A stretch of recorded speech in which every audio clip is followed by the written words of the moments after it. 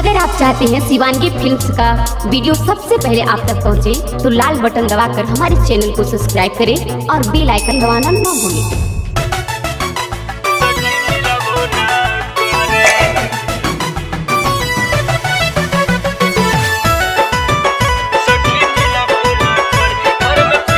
Music by Tinku तूफान।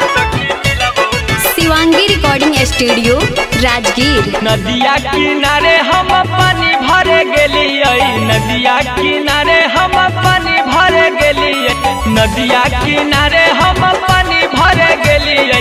ओही जे गेलाई हमर नथुनी हेरा, सखी मिलबो ना करे घर में पियवा गोसाई, सखी मिलबो ना करे घर में पियवा गोसाई, सखी मिलबो ना करे।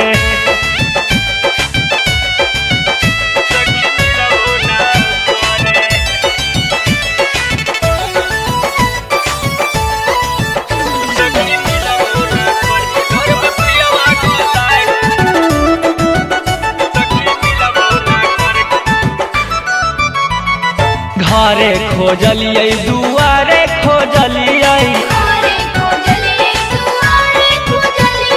अंगना खोजलिए ओ सारे खोजलिए,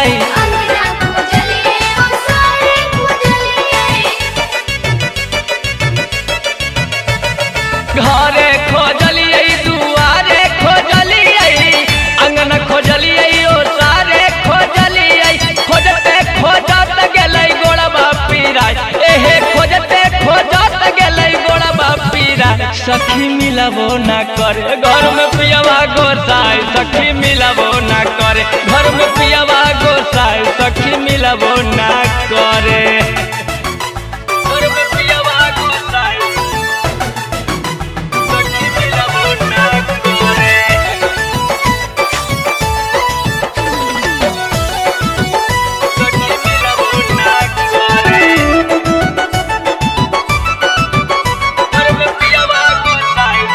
देले हलाई सैया सखी नथिया मुँह देखाई,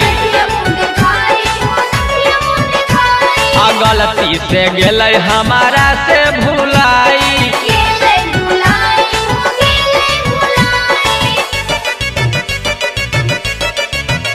हाँ देले हलाई नथिया सखी सैया मुँह देखाई, गलती से गेलै हमारा से भुलाई। आहे जनतै बिहरिया त जइबै पिटाई, आहे जनतै अरियनमा त जइबै पिटाई, सखी मिलबो ना करे घर में पियवा गोसाई, सखी मिलबो ना करे घर में पियवा गोसाई, सखी मिलबो ना करे। नदिया किनारे हम पानी भरे गेलिए, नदिया किनारे हम पानी भरे गेलिए, नदिया किनारे हम पानी भरे गेलिए।